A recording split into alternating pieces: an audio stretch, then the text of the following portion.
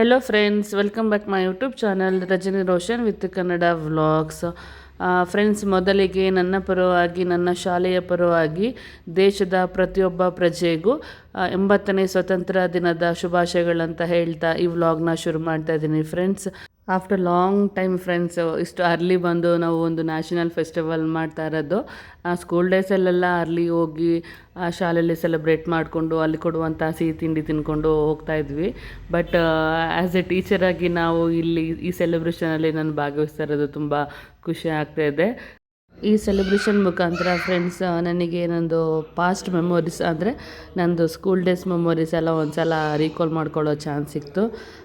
ಅದೇ ಅಲ್ವಾ ಫ್ರೆಂಡ್ಸ್, ಏನಾದರೂ ಒಂದು ಇನ್ಸಿಡೆಂಟು ನಮ್ಮ ಪಾಸ್ಟ್ ಮೆಮೊರೀಸ್ ಎಲ್ಲ ಒಂದು ಸಲ ರೀಕಾಲ್ ಮಾಡೋ ಚಾನ್ಸಸ್ ಕೊಡುತ್ತೆ. ಸೊ ಆ ಚಾನ್ಸ್ ನನಗೆ ಈ ದಿನ ಸಿಕ್ತು ಅಂತೇಳಿ ಹೇಳಲಿಕ್ಕೆ ತುಂಬ ಖುಷಿ ಪಡ್ತೀನಿ. ಆ್ಯಕ್ಚುಲಾಗಿ ಫ್ರೆಂಡ್ಸ್, ನಾವು ಹೊಯ್ಸಳ ಗ್ರೌಂಡಲ್ಲಿ ಇದ್ದೀವಿ. ಇಂಡಿಪೆಂಡೆನ್ಸ್ ಡೇ ಸೆಲೆಬ್ರೇಷನಿಗೋಸ್ಕರ ಇಡೀ ಮೂಡಿಗೆರೆ ತಾಲೂಕಿನ ಸುತ್ತಮುತ್ತಲಿರುವಂಥ ಶಾಲೆಗಳೆಲ್ಲ ಬಂದು ಭಾಗವಹಿಸ್ತಾ ಇದೆ ಈ ಪೆರೇಡಿಗೆ. ತುಂಬ ಖುಷಿ ಆಗ್ತಾಯಿದೆ. ಬಟ್ ಖುಷಿ ಅನ್ನೋದಕ್ಕಿಂತ ಹೆಮ್ಮೆ ಅಂತ ಹೇಳಿ ಫೀಲ್ ಆಗುತ್ತೆ. We are Indians. ನೋಡಲಿಕ್ಕೆ ತುಂಬ ಕಲರ್ಫುಲ್ಲಾಗಿ ಹೊಯ್ಸಳ ಗ್ರೌಂಡು ಮಿನಿಸ್ತಾ ಇತ್ತು. ಮಿಂಚೋದ್ಕಿನ್ನಕ್ಕಿಂತ ಒಂದು ಪ್ರೌಡ್ ಫೀಲ್ ಅಂತ ಹೇಳಿ ಹೇಳ್ಬೋದು. ಈ ಸುಂದರ ಕ್ಷಣಕ್ಕೆ ನಮ್ಮ ತಹಶೀಲ್ದಾರು, ನಮ್ಮ ಮೂಡಿಗೆರೆ ತಾಲೂಕಿನ ತಹಶೀಲ್ದಾರು ಮತ್ತು ನಮ್ಮ ಮೂಡಿಗೆರೆ ತಾಲೂಕಿನ ಶಾಸಕರು, ಹಾಗೆಯೇ ನಮ್ಮ ಪೊಲೀಸ್ ಸಿಬ್ಬಂದಿ ಮತ್ತು ಕೆಲವು ಹಿರಿಯ ನಾಯಕರುಗಳೆಲ್ಲ ಭಾಗವಹಿಸಿದರು. ತುಂಬ ಖುಷಿ ಆಗ್ತಾಯಿತ್ತು ನೋಡ್ತಾ ಇದ್ದರೆ. ಫಸ್ಟ್ ಟೈಮ್ ನಾನು ಇದು ನೇರವಾಗಿ ನಾನು ವೀಕ್ಷಣೆ ಮಾಡ್ತಾ ಇರೋದು ಆ್ಯಸ್ ಎ ಟೀಚರ್ ಆಗಿ. ಏನಕ್ಕೆ ನಮ್ಮ ಶಾಲೆಯ ಮಕ್ಕಳು ಸಹ ಈ ಪೆರೇಡಲ್ಲಿ ಭಾಗವಹಿಸ್ತಾಯಿದ್ರು. ಸೊ ಹಾಗಾಗಿ ನಾವು ಬಂದಿದ್ವಿ.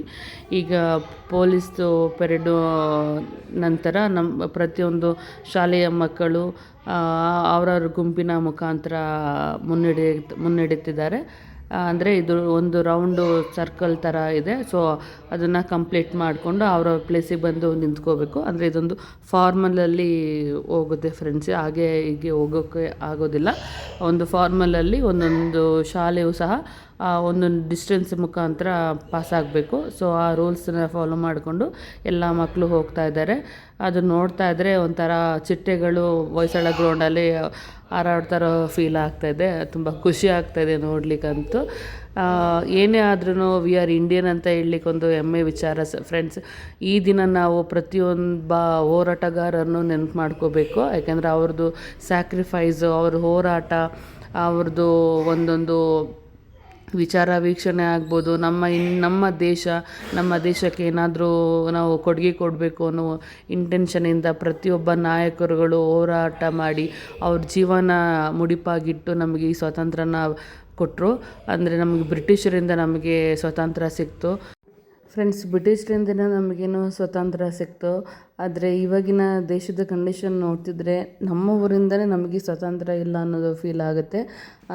ಈಗ ಹೊರಗಡೆ ಹೋಗಿದ್ದ ಪ್ರತಿಯೊಂದು ವ್ಯಕ್ತಿಗೂ ವಾಪಸ್ ಬರ್ತೀವಿ ಅನ್ನೋದು ನಂಬಿಕೆ ಇಲ್ಲ. ಆ ಥರ ಕಂಡೀಷನ್ಸ್ ಇಲ್ಲಿ ಕ್ರಿಯೇಟ್ ಆಗಿದೆ. ನನಗೆ ಬಿಫೋರ್ ಲಾಸ್ಟ್ ಮಂತ್ ಅನಿಸುತ್ತೆ, ಮಂಗಳೂರಲ್ಲಿ ಒಂದು ಹೆಣ್ಮಗುದು ಡೈರೆಕ್ಟ್ ಪಬ್ಲಿಕ್ಕಲ್ಲೇ ಒಂದು ಮರ್ಡರ್ ಆಯಿತು. ಸೊ ಆ ಇನ್ಸಿಡೆಂಟ್ ನೋಡಿದಾಗ ಆ್ಯಸ್ ಎ ಹ್ಯೂಮನ್ ಬೀಯಿಂಗ್ ನಾವು ಇಂಡಿಯನ್ ಆಗಿ ಏನು ಮಾಡ್ತಾಯಿದ್ದೀವಿ ಇಲ್ಲಿ? ನಮ್ಮಲ್ಲೇ ಬ್ರಿಟಿಷರಿದ್ದಾರೆ. ಈಗ ಫಸ್ಟೆಲ್ಲ ಹೊರಗಡೆಯಿಂದ ಬಂದು ನಮ್ಮನ್ನು ಆಳ್ವಿಕೆ ಮಾಡಿ ನಮ್ಮನ್ನು ಅಜೀತರಾಗಿ ಮಾಡಿಕೊಂಡು ಇಟ್ಕೊಂಡಿದ್ರು. ಸೊ ಅದರಿಂದ ನಮಗೇನು ನಮ್ಮ ಹಿರಿಯ ನಾಯಕರುಗಳ ಹೋರಾಟ ಮುಖಾಂತರ ನಮಗೆ ಅದರಿಂದ ಮುಕ್ತಿ ಸಿಕ್ತು. ಬಟ್ ಇಲ್ಲಿ ಒಳಗಿರುವಂಥ ಕೆಲವೊಂದು ಬ್ರಿಟಿಷರುಗಳಿಂದ ನಮಗೆ ಆ ಮುಕ್ತಿ ಸಿಗ್ತಾಯಿಲ್ಲ. ದಿನೇ ಆ ಥರ ಇನ್ಸಿಡೆಂಟ್ಗಳು ತುಂಬ ಜಾಸ್ತಿ ಆಗ್ತಾಯಿದೆ.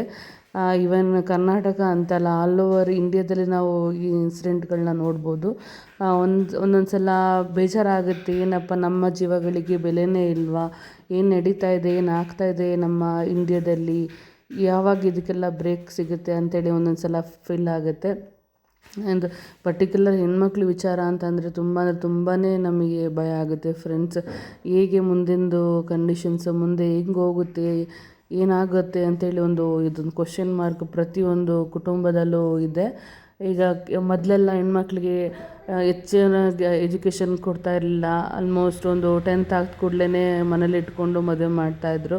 ಸ್ವಲ್ಪ ಅಪ್ಗ್ರೇಡ್ ಆಗಿ ಹೆಣ್ಮಕ್ಳೆಲ್ಲ ಮುಂದೆ ಬಂದು ಒಂದೊಂದು ಫೀಲ್ಡಲ್ಲೂ ಅಚೀವ್ ಮಾಡೋಂಥ ಒಂದೊಂದು ಚಾನ್ಸಸ್ ಸಿಕ್ಕಿ ತುಂಬ ಹೆಣ್ಮಕ್ಳು ಅಚೀವ್ ಮಾಡಿ ಒಂದು ಹಿಸ್ಟ್ರಿನೇ ಕ್ರಿಯೇಟ್ ಮಾಡಿದ್ದಾರೆ.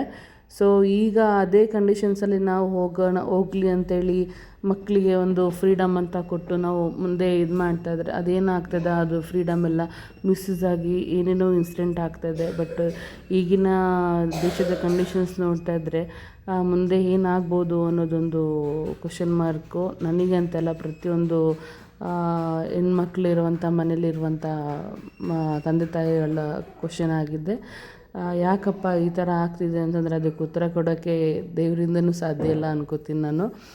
ನಾವೇ ಆ್ಯಸ್ ಎ ಇಂಡಿಯನ್ ಆಗಿ ನಾವು ನಮ್ಮ ವ್ಯಕ್ತಿತ್ವನ ನಾವೇ ಬದಲಾವಣೆ ಮಾಡ್ಕೋಬೇಕು. ಯಾರು ಸಹ ಬಂದು ಬದಲಾವಣೆ ಮಾಡಲ್ಲ.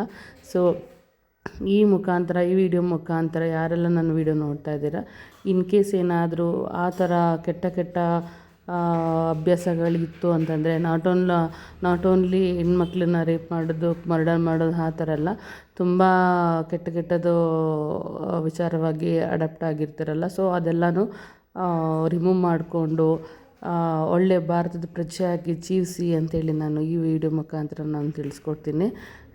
ಇದೊಂಥರ ಬೋಧನೆ ಅಂತಲೂ ಹೇಳಬೇಡಿ, ಮತ್ತೊಂದು ಅಂತಲೂ ಹೇಳೋಕೆ ಹೋಗಬೇಡಿ. ನನ್ನ ಪರ್ಸನಲ್ ಒಪಿನಿಯನ್ನು. ಅಂದರೆ ಆ ಥರ ನಾವು ಇದ್ದಾಗಲೇ ಮಾತ್ರ ನಮ್ಮ ಸುತ್ತಮುತ್ತಲಿರುವಂತಹ ಜನಗಳು ಒಂದು ಒಳ್ಳೆಯ ಎನ್ವೈರ್ನಮೆಂಟ್ ಕ್ರಿಯೇಟ್ ಆಗುತ್ತೆ ಅಂತೇಳಿ ನಾನು ಹೇಳಲಿಕ್ಕೆ ಇಷ್ಟಪಡ್ತೀನಿ. ನಾವೀಗ ಆ ಥರದ ವಿಚಾರವಾಗಿ ನಾವು ಸಪೋರ್ಟ್ ಮಾಡ್ತಾಯಿದ್ರೆ ಏನಾಗುತ್ತೆ ಅಂತಂದರೆ ಅವರಿಗೆ ನೆಕ್ಸ್ಟು ಯಾರು ಹೇಳೋರು ಕೇಳೋರು ಇಲ್ಲ ಅಂತ ಹೇಳಿ ಫೀಲ್ ಆಗ್ತಾ ಇರುತ್ತೆ. ಗೌರ್ಮೆಂಟಿಂದ ಕೆಲವೊಂದು ರೂಲ್ಸ್ಗಳು ರೆಗ್ಯುಲೇಷನ್ಸ್ ಇದೆ. ಸೊ ಅದನ್ನು ನಾವು ಆ್ಯಸ್ ಎ ಇಂಡಿಯನ್ ಆಗಿ ನಾವು ಫಾಲೋ ಮಾಡಬೇಕು. ಆ ಥರ ಇನ್ಸಿಡೆಂಟ್ ನಡೀತಾ ಇದೆ ನಮ್ಮ ಕಣ್ಮುಂದೆ ಅನ್ನೋದಾದ್ರೆ ಡೈರೆಕ್ಟಾಗಿ ನಾವು ಹೋಗಿ ಅದನ್ನು ನಾವು ನಿಲ್ಸೋಕ್ಕಾಗೋಲ್ಲ. ಅದಕ್ಕೆ ಒಂದು ರೂಲ್ಸ್ ರೆಗ್ಯುಲೇಷನ್ಸ್ ಇರುತ್ತೆ. ಈ ತುಂಬ ಕ್ರಿಟಿಕಲ್ ಕಂಡೀಷನ್ಸ್ ಇತ್ತು ಅಂದರೆ ಓಕೆ ನಾವು ಹೋಗಿ ಇದಾಗ್ಬೋದು, ಅಲ್ಲಿ ಹೋಗಿ ನಿಲ್ಲಿಸ್ಬೋದು. ಒಂದು ವಿಚಾರ ಅಂತಂದರೆ ಮನಸ್ಸಲ್ಲೇ ಭಯ ಅಂತ ಇದ್ದೇ ಇರುತ್ತೆ. ಏನಾಗುತ್ತೆ, ನಮಗೇನಾಗ್ಬೋದು, ನಮ್ಮ ಫ್ಯಾಮಿಲಿಗೆ ಏನಾಗ್ಬೋದು ಅಂತ ಒಂದು ಭಯ ಇರುತ್ತೆ.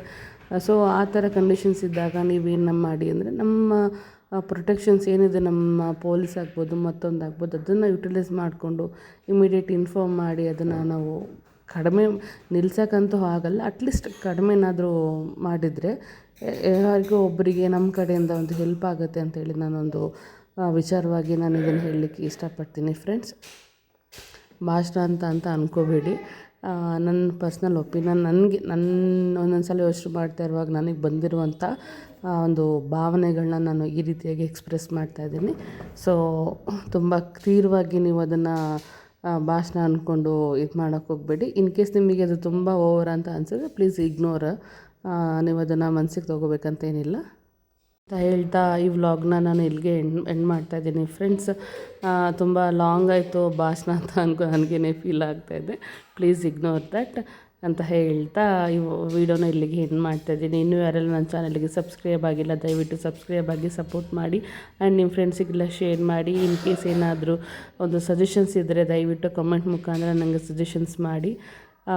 ನಾನು ಪರ್ಫೆಕ್ಟ್ ಯೂಟ್ಯೂಬರ್ ಅಂತ ನಾನು ಹೇಳಲಿಕ್ಕೇನೂ ಇಷ್ಟಪಡಲ್ಲ.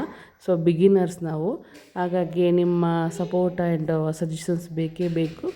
ಆ್ಯಂಡ್ ಮೋರ್ ದೆನ್ ನಮಗೆ ಸಬ್ಸ್ಕ್ರೈಬ್ ಅಂತೂ ಬೇಕೇ ಬೇಕು. ಪ್ಲೀಸ್ ಸಪೋರ್ಟ್ ಮಾಡಿ ಅಂತ ಹೇಳ್ತಾ ಈ ವಿಡಿಯೋನ ಇಲ್ಲಿಗೆ ಎಂಡ್ ಮಾಡ್ತಾಯಿದ್ದೇನೆ. ಆ್ಯಕ್ಚುಲಾಗಿ ನಾನು ಸ್ಕೂಲಿಂದ ಬಂದ ತಕ್ಷಣ ನಾನು ಎಂಡಿಂಗ್ ಕೊಟ್ಟೆ, ಅದೇನೋ ಗೊತ್ತಿಲ್ಲ, ಅನ್ಫಾರ್ಚುನೇಟ್ ಅದು ವಾಯ್ಸೇ ರೆಕಾರ್ಡ್ ಆಗಿಲ್ಲ. ಸೊ ಈಗ ನಾನು ವಾಯ್ಸ್ ಓವರ್ ಕೊಟ್ಟು ಈ ವಿಡಿಯೋನ ಇಲ್ಲಿಗೆ ಎಂಡ್ ಮಾಡ್ತಾಯಿದ್ದೀನಿ ಫ್ರೆಂಡ್ಸ್.